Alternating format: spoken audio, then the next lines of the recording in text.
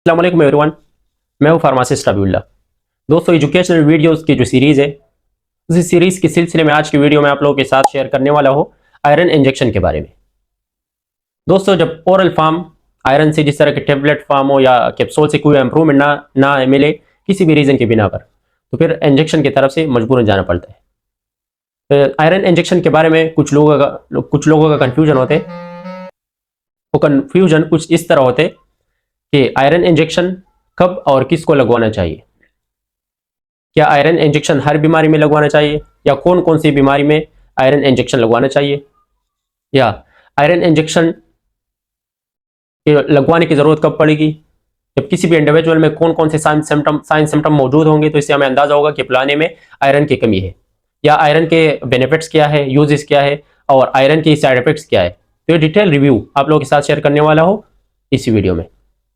दोस्तों, आयरन की अगर बेसिक क्या हम बात करें, तो आयरन का जो जेनेरिक है आयरन सक्रोज आयरन में 70% एलिमेंटल आयरन होते और 30% सक्रोज होते, और ये डिफरेंट स्ट्रेंथ में मार्केट में अवेलेबल होते। जिस तरह की 2.5 ml एम्प्यूल 50 mg की इक्वल होते, या 5 ml एम्प्यूल 100 mg, या 10 ml एम्प्यूल 200 mg, ये मुख्तलिफ स्ट्रेंथ में अवेलेबल होते। और मार्केट में मुख्तलिफ ब्रांड्स इसके अवेलेबल होते। ब्रांड आप लोगों के ऊपर डिपेंड करते हैं कि आपने कौन से ब्रांड लेने हैं, लेकिन आयरन डार्क कलर में मौजूद होते। आयरन का जो बेसिक था। अब आते हैं बेनिफिट्स कि आयरन इंजेक्शन के हमारे लिए क्या क्या फ़वायदे हैं, या डॉक्टर हजरात किस वजह से प्रिस्क्राइब करते हैं। तो आयरन हमारी ओवरऑल बॉडी के लिए इंतहाई मुफीद है। आयरन की वजह से हमारे ओवरऑल बॉडी में ऑक्सीजन की सप्लाई होती है। जिस तरह की ऑक्सीजन का जो सप्लाई कर देते हैं वो हीमोग्लोबिन, एक आर्गन से दूसरे आर्गन तक, या इवन कि एक सेल तक ऑक्सीजन सप्लाई करना, ये हीमोग्लोबिन की वजह से। और हीमोग्लोबिन आयरन की वजह से इसका शेप मेंटेन होता है, और आयरन की वजह से हेल्थी होते हैं, बॉडी के लिए इंतहाई मुफीद है। और ऑक्सीजन हर एक आर्गन के लिए, हर एक सेल्स के लिए ऑक्सीजन की रिक्वायर्ड होती है। जिस तरह की स्टमक के लिए, स्टमक जो काम कर रहे हैं, या जो हमारे किडनी काम कर रहे हैं, या नर्व सिस्टम वगैरह, ये ओवरऑल के लिए ऑक्सीजन बहुत ज़रूरी होते हैं। अब बात कर लेते हैं दोस्तों कि आयरन इंजेक्शन की ज़रूरत कब पड़ती है। जब किसी में आयरन डिफिशिएंसी इनीमिया हो, जब इनीमिया हो लेकिन आयरन की वजह से, या किसी को जब क्रॉनिक किडनी डिजीज़ हो, खसूसन डायलिसिस की कंडीशन में आयरन की ज़रूरत होती है, आयरन ड्रिप की, या before and after major surgery, जब कोई मेजर सर्जरी होने वाला है उससे पहले या इसके बाद आयरन ड्रिप की ज़रूरत पड़ती है, कंडीशन के ऊपर है। या जब किसी में बोन मेरो का कोई डिफेक्ट हो, बोन मेरो में कोई ख़राबी हो, बोन मेरो में हमारे जो आरबीसीज की फॉर्मेशन बोन मेरो में होते हैं। जब किसी भी रीज़न के बिना पर बोन मेरो में कोई डिफेक्ट आ जाए, कोई ख़राबी आ जाए, तो फिर आयरन की ज़रूरत पड़ती है, बाहर से आयरन सप्लीमेंट की ज़रूरत पड़ती है। और इसके अलावा मेल एब्जॉर्प्शन, कुछ लोगों में एब्जॉर्प्शन सही तरीके से नहीं होते, जितनी भी खुराक वगैरह टेक करते हैं लेकिन वो सही तरीके से एब्जॉर्ब नहीं होते। खसूसन अगर आयरन की हम बात करें, परनीशियस इनीमिया, जिस तरह के एग्जांपल मैं देते तो परनीशियस इनीमिया, ये एक इनीमिया की एक टाइप है, और इस इनीमिया में आयरन के एब्जॉर्प्शन वगैरह हमारे जीआईटी से सही तरीके से नहीं होता। तो फिर या स्टमक अल्सर वगैरह, तो फिर उन लोगों में मेल एब्जॉर्प्शन हो जाते हैं। तो मेल एब्जॉर्प्शन की कंडीशन में आयरन इंतहाई मुफीद है। या प्रेग्नेंट खवातीन के लिए इंतहाई मुफीद होते हैं। डिलीवरी के केस में आयरन की ज़रूरत पड़ती है, आयरन ड्रिप की।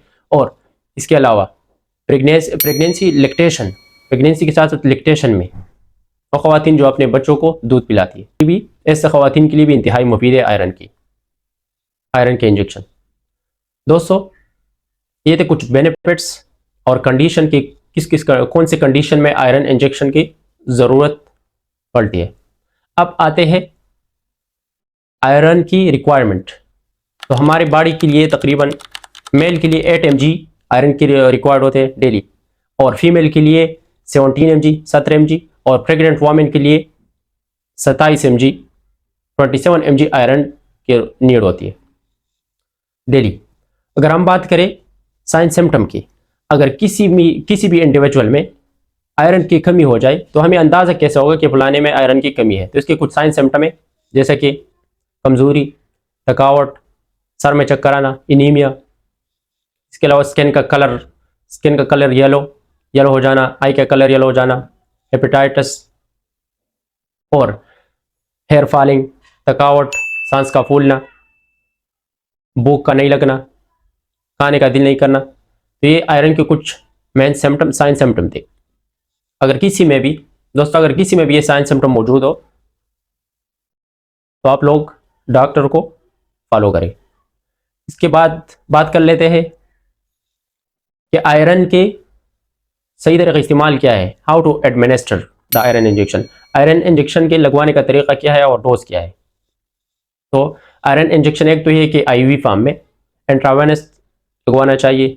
आयरन के एम्प्यूल डायरेक्ट भी कंडीशन के ऊपर है, आप स्टेट भी डायरेक्ट लगवा सकते हो, और इसके अलावा नॉर्मसलाइन 100 में भी 1 से 2 एम्प्यूल डाल के नॉर्मसलाइन 100 में भी लगवा सकते हो, नॉर्मसलाइन 100 ट्रिप में। लेकिन मुख्तलिफ स्टडी से ये साबित है कि जब स्टेट आपने लगवाना हो तो कम से कम 3 से 5 मिनट टाइम देना चाहिए, और अगर ड्रिप में आपने लगवाना हो तो ड्रिप में कम से कम 40 मिनट से लेकर 1 घंटे तक टाइम देना चाहिए। मतलब ये है कि ड्रिप बिल्कुल स्लोली लगवाना चाहिए। और इसका जो कॉमन डोज है ये अल्टरनेट डेज लगवाना चाहिए। अगर आज आपने लगवाए तो फिर एक दिन छोड़ के हर दूसरे दिन लगवाना होता है। और दोस्तों, सही तरीका इस्तेमाल था। अब आते हैं साइड इफेक्ट्स। तो हर मेडिसिन के साइड इफेक्ट्स होते।